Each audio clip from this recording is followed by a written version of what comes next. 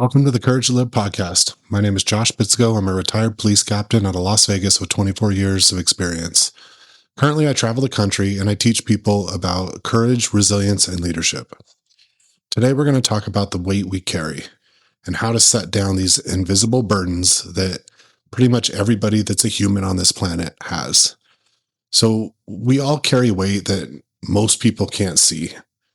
Sometimes that weight is grief, sometimes it's guilt. Sometimes it's the pressure of leadership or the responsibility of showing up for your family, for your job, for all of the responsibilities that you have in your life.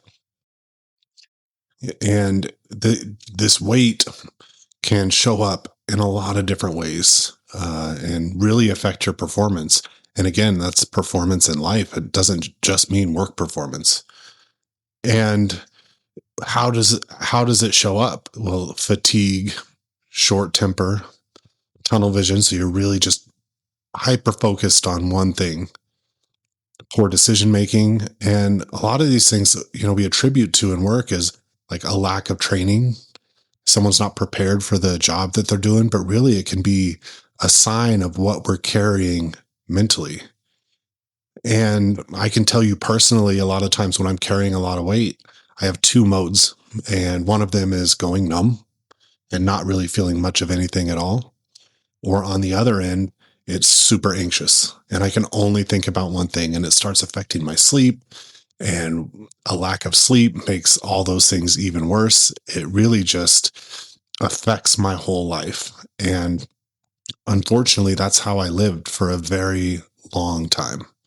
I just was coasting through life, not feeling anything at all, nothing really bad, nothing really good. And then the next step is avoiding the hard things. The problem with avoidance is it makes that weight that you carry even heavier. Stuffing it down, pretending it's not there, it doesn't lighten the load. It actually makes it heavier.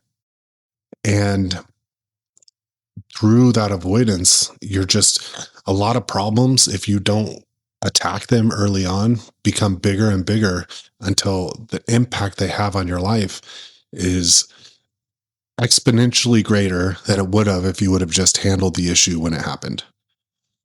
So a couple of things that you can do. First off is, and I talk about this in the Oaks method, but acknowledging and releasing those feelings. So naming that weight that you're carrying. So not really in the emotional regulation side of things, but just journaling, sitting down and having a conversation with somebody, prayer, therapy, getting all of that weight that you're carrying out there is that first step of loosening the control that the weight carries over you or has over you.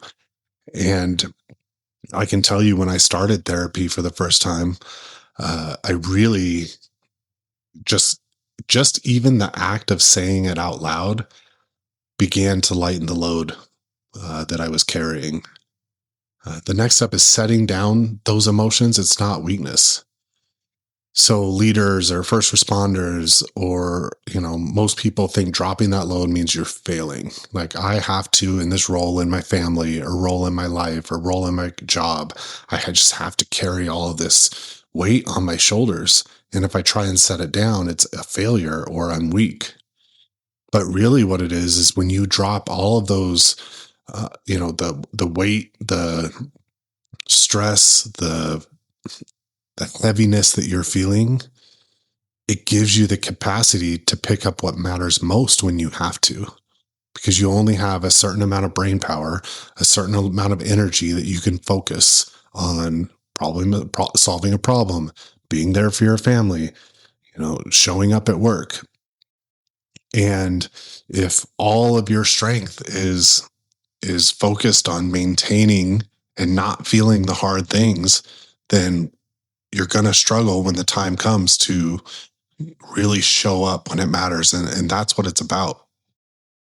Perfect example of this in my life is, so I was very close to my father. He was a police officer for 30 years. He'd retired for a lot of my career. And when he lost his battle with cancer in 2015, it devastated me.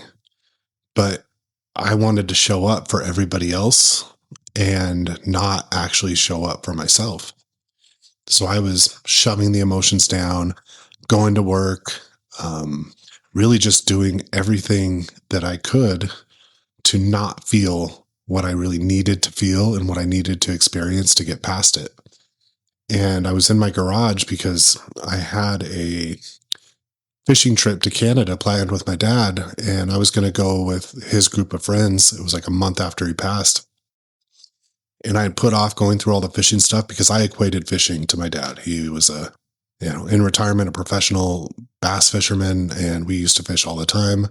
And I was really avoiding confronting all of that because I knew that it would bring up the hard emotions.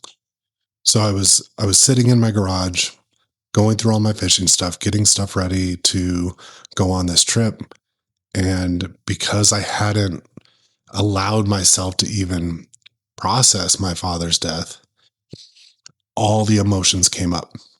And I was basically sitting on the floor of my garage, crying, weeping for my dad. And I, I really made it worse by not taking steps to even talk about what I was feeling or sitting down with a therapist or journaling about it. I shoved it all down until I couldn't anymore. And I ended up not going on the fishing trip, which I regretted afterwards because I do think that would have been cathartic and, brought up good memories of my father. But, if you don't take steps to let the weight that you're carrying go, it will eventually increase and crush you. So, as a closing thought, know that real courage isn't about carrying everything forever. It's about knowing when to set something down so you can continue moving forward. Thank you for listening today. If you like the podcast or anything you heard, please share it with a friend, subscribe, leave a review, and I appreciate you spending time with me today.